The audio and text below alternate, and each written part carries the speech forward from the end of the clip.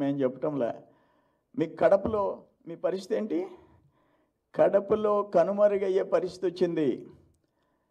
నేనేం చెప్పాడు జగన్మోహన్ రెడ్డి, కడప సిటీలో మా అంజాద్ బాషా తప్పులుంటే మన్నించండి, నన్ను చూసి ఓటేయండి అని చెప్పుకోవాల్సి వచ్చింది ఒక డిప్యూటీ సీఎం కాన్స్టిట్యున్సీలో.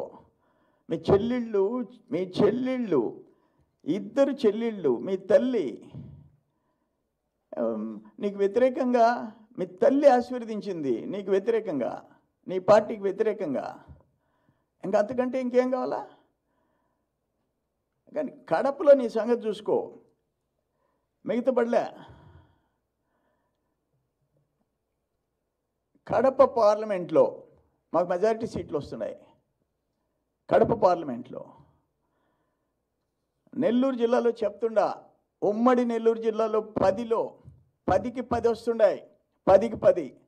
ఎక్కడ మీరు గెలిచేది? మీరు దాడులు చేసేది 20 రోజుల తర్వాత మమ్మల్ని ధర్మేసేది ఇంపాసిబుల్.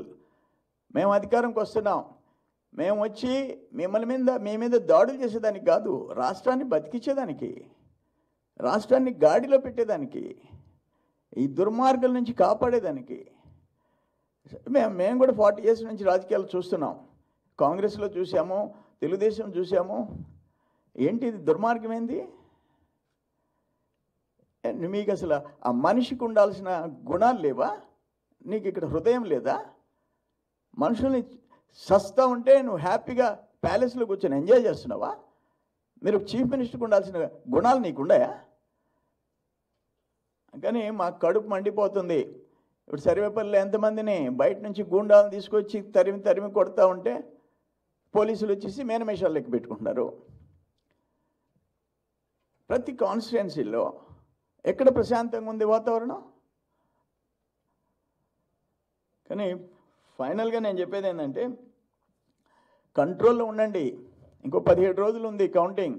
ఒళ్ళు దగ్గర పెట్టుకొని ఉండండి, ఒళ్ళు దగ్గర పెట్టుకోండి. ఎమ్మెల్యేలు మంత్రులు అందరికీ చెప్తుండా, తమాషాలు కాదు. మేము మడిగట్టుకొని ఈ చెంప మీద కొడితే ఈ చెంప మీద కొట్టే దాన్ని కొట్టమని దానికి మేము గాంధీ మహాత్ములు కాదు.